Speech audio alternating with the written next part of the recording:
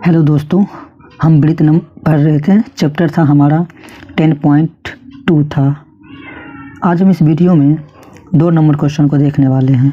इससे पहले के वीडियो में क्वेश्चन 1 और प्रमेय 10.2 हम पढ़ चुके हैं।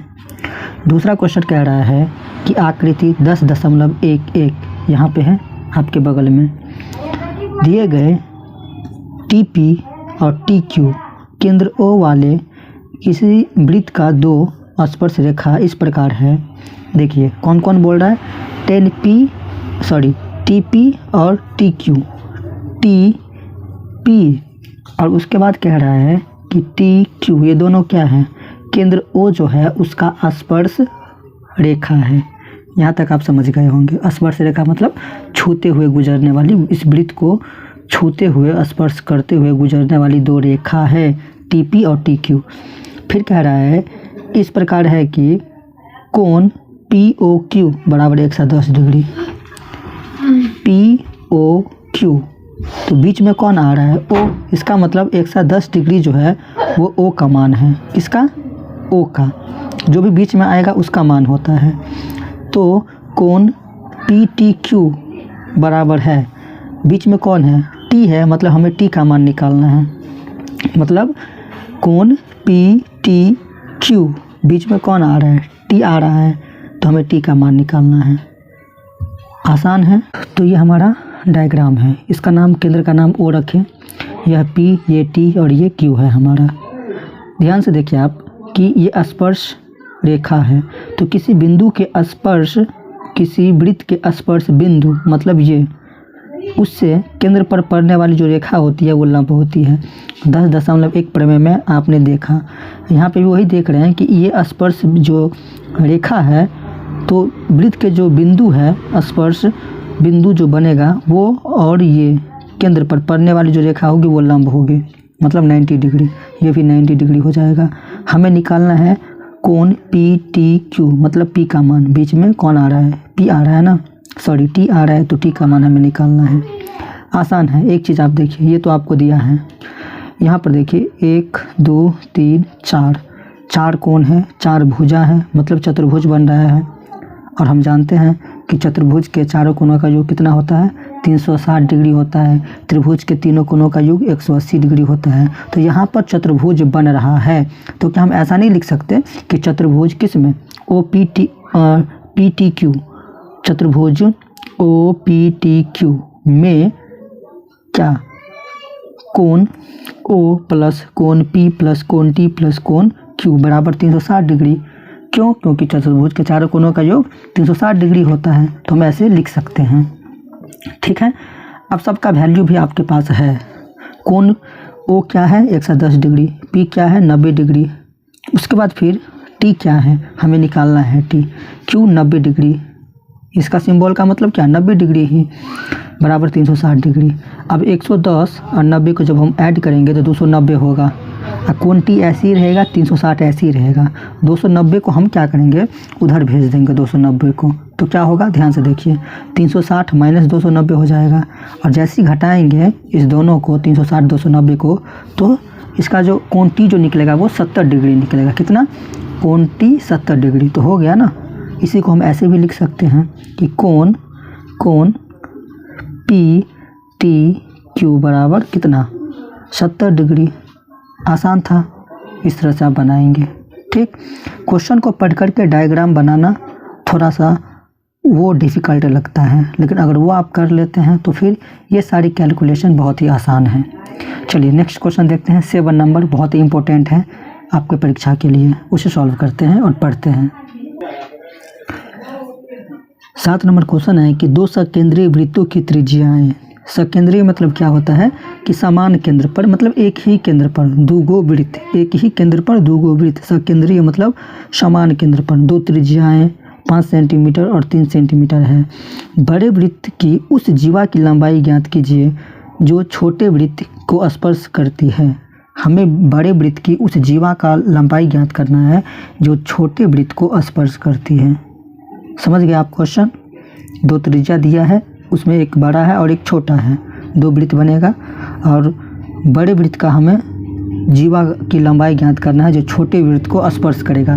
कैसे बनेगा चित्र देखिए यहाँ पर। यह हमारा क्या है, एक 5 सेंटीमीटर का वृत्त है और यह 3 सेंटीमीटर का वृत्त है। एक ही केंद्र पर हम बनाएं। ठीक, आपको इसको क्या करना है, जो भी हम डायग्राम बना रहे हैं उसको आपको पेंसिल से बनाना है, ना कि पेन से, नहीं तो नंबर कट जाएगा आपका। ये सब पेंसिल से बनाना है, बाकी चीज़ें पेन से। तो एक ही केंद्र पर हम बना दिए। कितना, एक तो 3 सेंटीमीटर का त्रिज्या बना दिए और एक बड़े वाले जो है वो 5 सेंटीमीटर का त्रिज्या है। ठीक, और यह हमारा क्या होता है, ये जीवा होता है। तो हमें कह रहा है कि इस जीवा की लंबाई ज्ञात करना है जो छोटे वृत्त को स्पर्श करते हुए गुजरे। देखिए ना, छूते हुए गुजर रहा है। स्पर्श मतलब क्या, छूते हुए गुजरना। तो बड़े वृत्त का यही त्रिज्या है जो कि छोटे वृत्त को स्पर्श कर रहा है। इसकी लंबाई हमें ज्ञात करना है। ये छोटे वृत्त का त्रिज्या है और ये क्या है, बड़े वृत्त का त्रिज्या है। नाम रख दिए ए, और जहाँ पे स्पर्श करता है उसको पी और इसका बी। हमें ये लंबाई ज्ञात करना है। यहाँ तक आप समझ गए होंगे। वही बात है कि आपको लिखना होगा कि स्पर्श बिंदु पर खींची गई जो त्रिज्या होती है स्पर्श रेखा के लंबवत होती है। स्पर्श बिंदु जो होती है वो स्पर्श रेखा की क्या होती है, लंबवत होती है। सॉरी, इसको ऐसे बनाना होगा, ऐसे, यहाँ नहीं, ये होगा 90 डिग्री, ये लंबवत होती है। यही बात हम यहाँ पर क्या किए, लिख दिए। ठीक, अगर ये लंबवत होती है इसका मतलब हम कह सकते हैं कि कोण P जो है वो हमारा क्या होगा, 90 डिग्री होगा। क्योंकि हम 10.1 प्रमेय में पढ़े हैं कि किसी वृत्त के बिंदु से स्पर्श करती हुई रेखा अगर गुजरती है तो केंद्र से पड़ने वाला जो रेखा होता है वो लंबवत होता है, लंब होता है, मतलब 90 डिग्री होता है। तो कोण P बराबर 90 डिग्री। अब जब यह 90 डिग्री नज़र आ रहा है इसका मतलब यह है कि पाइथागोरस प्रमेय लगेगा। यहाँ पे त्रिभुज बन रहा है, कौन कौन, APO, या फिर ऐसा कहिए OPA, कैसे भी कह सकते हैं आप। तो एक त्रिभुज नज़र आ रहा है, समकोण। तो जैसे समकोण त्रिभुज नज़र आ रहा है तो पाइथागोरस प्रमेय लगेगा ही।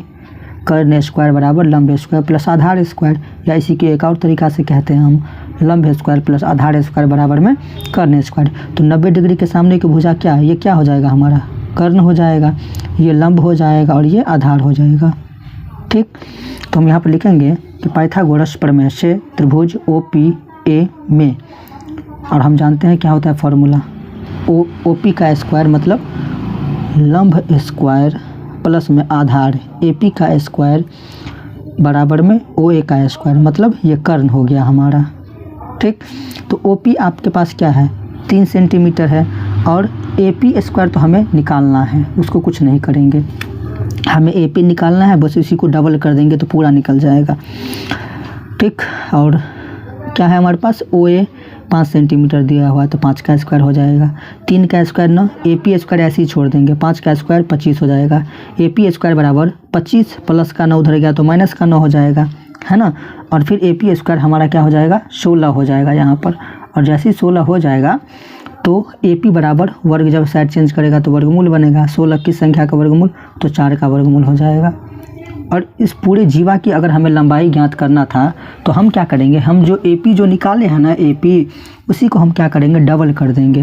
क्योंकि हमें पता है कि कोई भी स्पर्श रेखा होता है उस पर अगर लंब पड़ता है तो ये लंब जो है वो ये स्पर्श रेखा को मध्य बिंदु पर प्रतिच्छेद करता है। इसका मतलब यहाँ से लेकर यहाँ तक की दूरी और यहाँ से लेकर यहाँ तक की दूरी समान होगा। तो जो ये निकाले हैं हम AP जो हम निकाले हैं उसी को डबल कर देंगे तो निकल जाएगा हमारा क्या, PB। तो 4 का डबल कितना हो जाएगा, 8 हो जाएगा। तो 8 हो गया हमारा किसकी लंबाई, A और B की। और 4 कितना हो गया हमारा, 4 सेंटीमीटर किसका हो गया, तो A और B की। उम्मीद करते हैं कि आप यहाँ तक समझ गए होंगे। बस 9th क्लास का एक प्रमेय याद रखना है कि किसी भी बिंदु पर कोई रेखा अगर लंब पड़ता है तो उस स्पर्श रेखा को ये लंब जो है वो समान भागों में बांट देता है ना। मतलब ये हमारा A था, ये P था, ये B था। हम कह सकते हैं कि AP बराबर क्या, PB। ठीक, तो दोनों बराबर हो जाएगा, बराबर भागों में बट जाएगा। चलिए आज के वीडियो में इतना ही रहने देते हैं। अगर ये वीडियो आपको अच्छी लगी हो तो वीडियो को लाइक करके चैनल को सब्सक्राइब कर दीजिएगा।